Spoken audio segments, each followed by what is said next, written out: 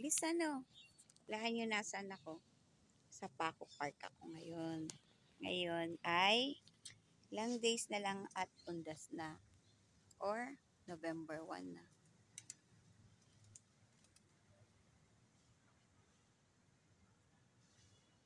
This was built 1819, 18 something, 18th century. During Jose Rizal days pa.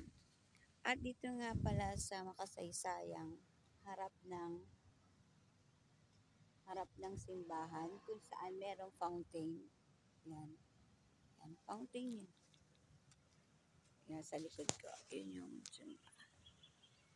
ay dito kami nanonood ng mga every Friday ng mga cultural show. At ang naaalala ko pa kasi diyan lang sa kabilang kalye, labas ng Paco Park ay yung bahay ng auntie ko si Tita Glory Valenzuela. Kung saan doon naman ako halos lumaki. Pero umuwi ako sa amin. Pag Friday, nanonood kami ng cultural show dito. At yung picture namin ni Madam Imelda Marcos, First Lady Imelda Marcos during the 70s era ay katabi pa niya ako. Diyan, nakaupo siya. At nandun kami nakaupo sa gilid ng fountain. Yan, yan. Kita niyo ba? Fountain ba yung nakikita niyo? O baka may blooper dyan. Yes. O kaya double ganger. Sorry ha. Di ba cemetery to? Hindi nga pala dito pwedeng mag-video noon. Pero ngayon okay na. Mapayag na silang mag-video dito. At wala naman akong gaanong kasama. Iilan lang kami dito sa loob ng Paco Park. Ayun. Maraming mga bata dito kanina kumakanta. Nag-aaral kumanta. At maraming pigeon. Pigeon is kalapate. Ayan, sa puno ng balite. Ang laki ng mga puno dito at matatanda na. Ilang years na to? 100 years na. May mga kabataan din doon mga nagpe-picture taking. Siguro mga estudyante sila. Shout out, Dukyang Vlog. Nagpunta siya dito noon kaya gusto ko rin talagang makapag-video dito. Ayan, wala tayong dala mga pagkain ng bread para sa mga kalapati. At dahil maganda dito, ay dito na muna tayo magpalipas ng oras kasi hindi naman ito gaan pinupuntahan during undas. Ewan ko lang kasi dati hindi, sabi open lang daw to dito. Pero ayokong lumakad doon. Doon kasi mag-isa lang ako, ayoko kahit ba ang hahaling tapat o hapon ayoko.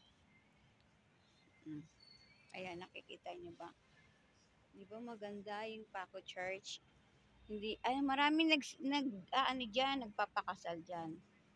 Huwag na tayong lumapit dyan, baka magalit pa yung mga ibang tao. Bawal mag-video yata eh. Pero hindi ko na kayo masasama doon. Kasi ayoko maglakad. Pero sige na nga.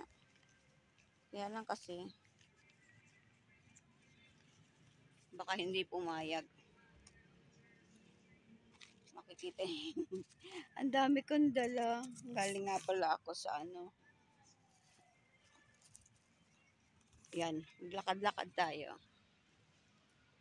Ito ang makasaysayang fountain. Ayan. At dito na tayo sa loob, sa may simbahan. Ayan. Ang lalaki ng puno, no? Gaganda rin ng mga halaman. Mga bulaklakin.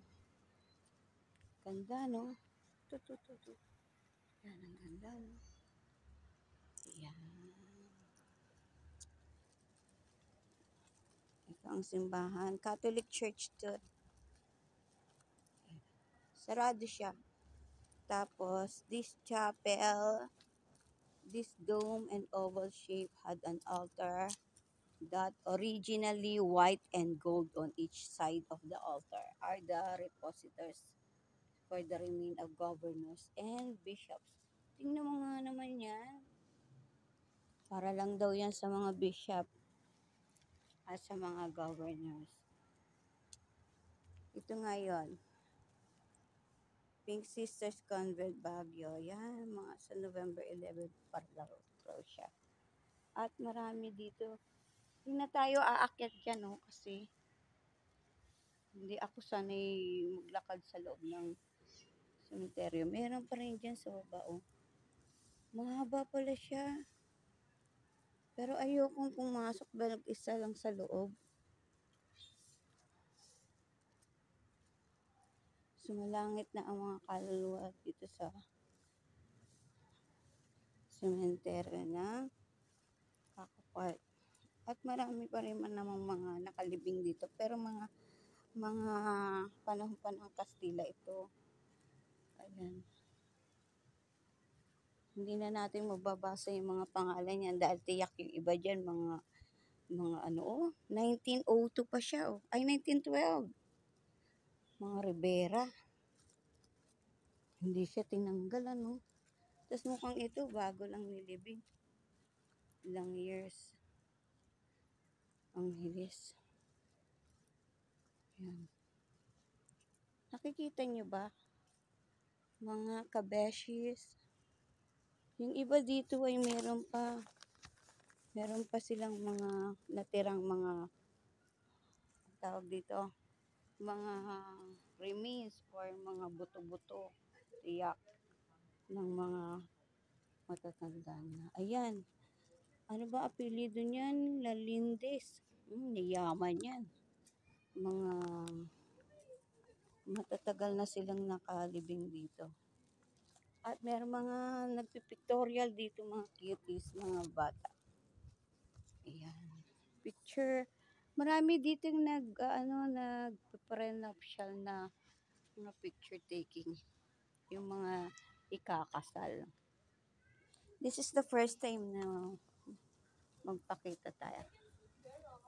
Yeah, yeah. Kit naman, ang ganda. O, dito. Ang ganda, diba? Wow! Yan. Nakita niyo na ba? Saan marami tayong mga nakahalibing na mga remains na mga matatandang sinauna ng araw. At meron tayong beautiful lady dito sa likod. Nagpipictorial sila. Pag ang background mo ay ang chapel, ay maganda. At kanina nga pala ngarag ang lola nyo dahil kabisihan. Hirap sumakay. Walang masakyan. Nagmamadali ka pa dito makarating. Katapos, failure. Kaya lang, mas okay na lang dito tayo sa Paco Park. At least dito, nakapag-vlog ka tayo.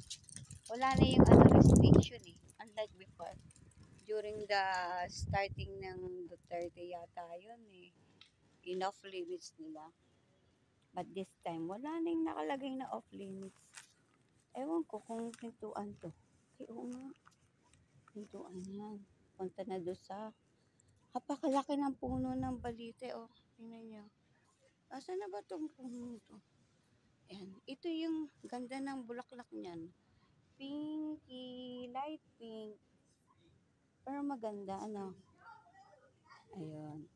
Buti dito walang mga pa-sounds. Tahimik talaga. Talagang makakapag muni-muni. Huwag na tayo pumunta sa bandaron. Ito yung main gate. Ayan. Yan yung Paco Park. Main gate. At dito na tayo.